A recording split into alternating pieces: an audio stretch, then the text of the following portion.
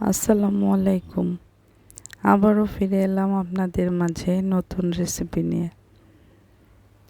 আজকে আমি বানাবো গাজরের ক্যারামেল পুডিং। এটা খেতে খুবই সুস্বাদু হয়, মুখে দিতেই মিলিয়ে যায় এবং খুবই সফট হয়।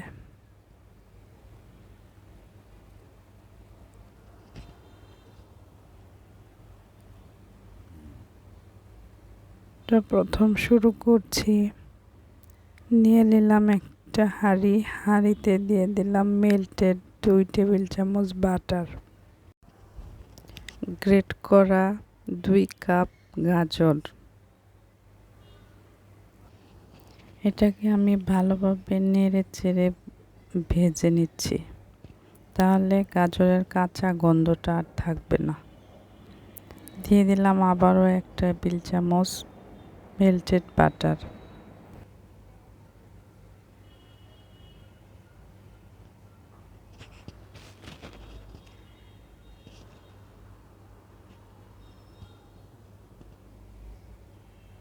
এখন দিয়ে দিচ্ছি 1 কাপ দুধ।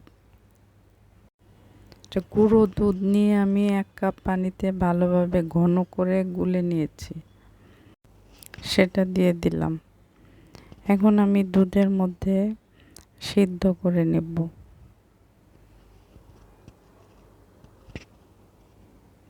এটা ঢেকে আমি সিদ্ধ করে নিচ্ছি আর একটু নাড়া দিয়ে দিচ্ছি কিছুক্ষণ পর পর।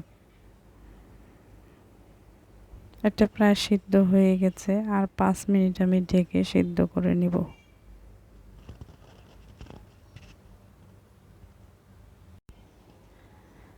এটা সেদ্ধ হয়ে গেছে। এখন আমি এটা রেখে দিচ্ছি ঠান্ডা হওয়ার জন্য। ঠান্ডা হয়ে গেলে এটা আমি ব্লেন্ড করে নেব।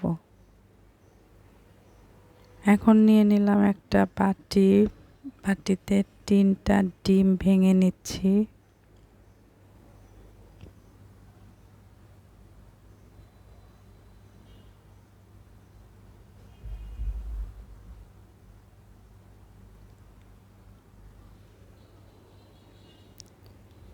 এটা ভালো করে মিশিয়ে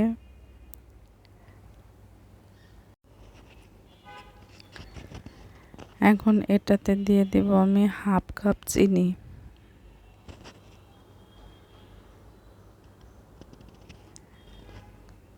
চিনিটাকে জাস্ট একটু নেড়ে চেড়ে ভিজিয়ে নিচ্ছি। এটা গলানোর কোনো দরকার নেই, দুধ দিলে এটার মধ্যে এমনিতেই গলে যাবে। এখন দিয়ে দিচ্ছি 1 কাপ ঘন দুধ। এটা আমি পাউডার দুধ ঘন করে গুলে নিয়েছিলাম।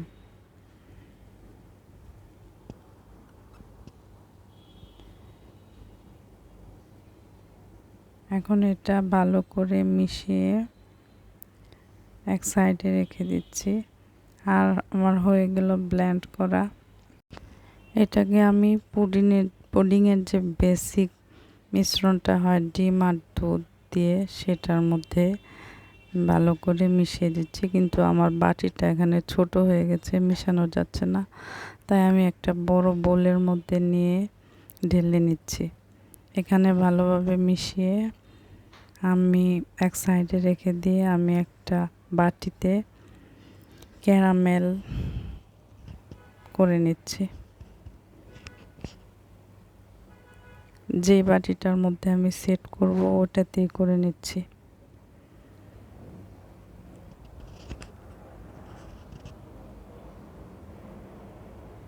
ক্যারামেলটা আমার হয়ে গেছে। এটা ঠান্ডা হলে এটার মধ্যে আমি সেই মিশ্রণটি ঢেলে দেব। চুলায় একটা হাঁড়ি বসিয়ে দিয়েছি। একটা স্ট্রেনার দিয়ে এই বক্সটা আমি হাঁড়িতে বসিয়ে দিচ্ছি। এখন ঢেকে দিচ্ছি। আর এটা আধা ঘন্টার জন্য আমি ভাপে সিদ্ধ করে নিয়েছি। এখন হয়ে গেল, একটা কাঠি দিয়ে আমি দেখলাম যে গায়ে লাগে না, তার মানে হয়ে গেছে। এখন আমি এটাকে ছুরি দিয়ে সাইড দিয়ে কেটে আমি এটা উল্টিয়ে দেখাচ্ছি।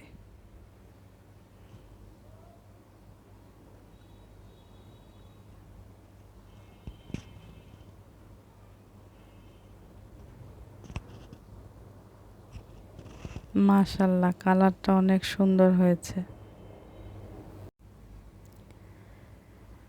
আমার রেসিপিটা যদি আপনাদের কাছে ভালো লেগে থাকে, লাইক, শেয়ার এবং সাবস্ক্রাইব করে দিবেন। ফেসবুকের বন্ধুরা লাইক, ফলো দিয়ে দিবেন প্লিজ। আমি এখন এটা কেটে দেখাচ্ছি ভিতরটা কত জুসি আর সফট হয়েছে। এটা মুখে দেওয়া মাত্রই মিলিয়ে যায়।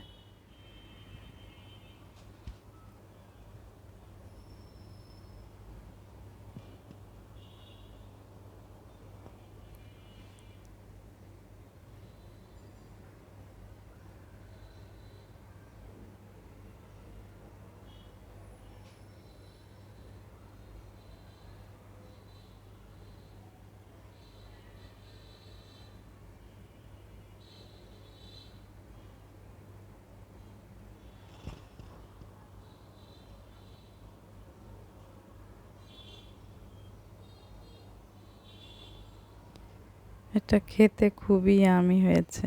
সবাই ভালো থাকবেন। আল্লাহ হাফেজ।